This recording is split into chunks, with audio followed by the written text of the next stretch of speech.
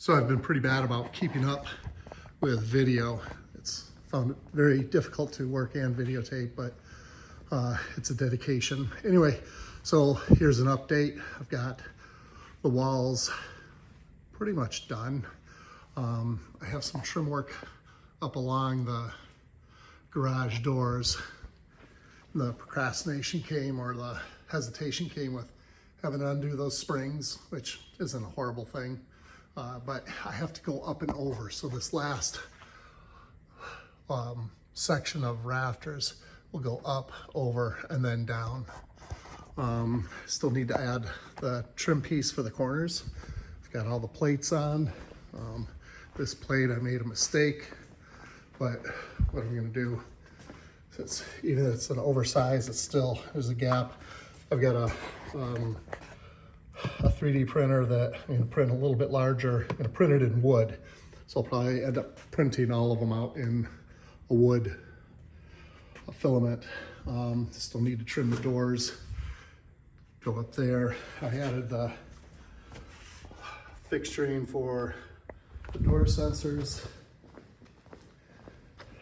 Top, right there and there. They came out looking nice and clean.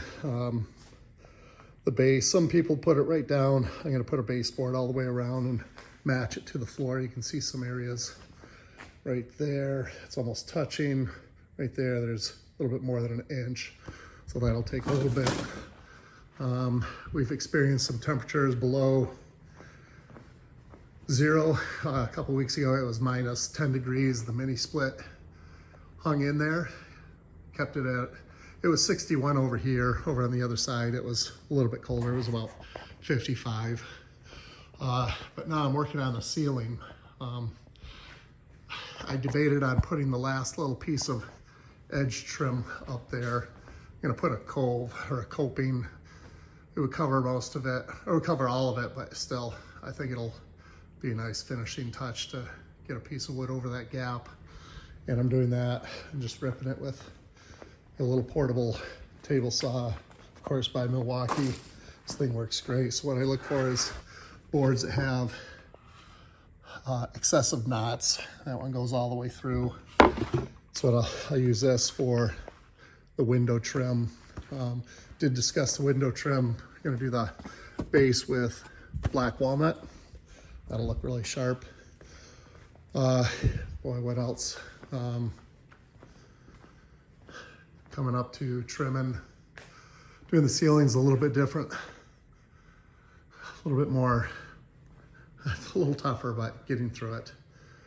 But yeah, overall, it's coming out really nice. Yeah, I was worried about it being overwhelming, but I think it looks fantastic. And the homeowner is really happy with it, so that's a bonus. Pile of wood is getting smaller. Fortunately, it's gonna run into my path, so I figure I'll just load it up on this one scaffolding that I'm not using. But that's an update. I will try to do a better job. Try to think if there's gonna be any other add-ons later on. They talked about putting a TV either right there or on one of these walls. I think we'd go best there, but not sure. We're not gonna keep these heaters. Might move those outside for early spring or late fall times when they wanna sit out on the covered area. Yeah, that's it. Appreciate you watching. And any suggestions or comments, love to hear back from you. Thanks. So what's nice about this tongue and groove is it's a zero waste process. And what I mean by that is when you need an end piece, you just measure from there to there, cut it off of a full board, random length, but a full board like I did here. And then this board becomes the start of the next one. That's why you can really only do, and if you want to keep it to zero waste, you really only want to do one layer, one strip at a time. So you go all the way down, cut it down there, bring it back here. But that way you get very little waste.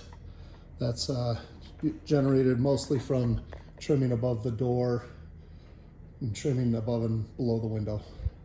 That is, or occasionally you come across a bad board where it has a crack in it. You don't want to put something that's split up on somebody who's turning a barn into something like this.